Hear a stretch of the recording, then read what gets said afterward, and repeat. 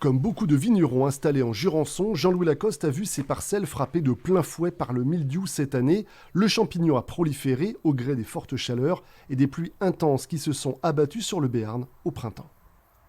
Ça fait des espèces de petites taches comme celle-ci. Vous avez un petit feutrage blanc que vous avez là.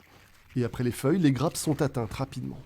Et puis petit à petit, c'est passé à un autre stade sur des baies qu'on a, comme nous avons ici, voilà, sur les baies déjà qui étaient bien formées, bien verrées. Dès qu'on a piqué le produit, hop, il pleuvait. Donc, c'est-à-dire, on travaille on est en culture biologique, donc on travaille avec des cuivres. Et les cuivres, effectivement, sont facilement lessivables. Donc, ça veut dire que la maladie continue à se multiplier.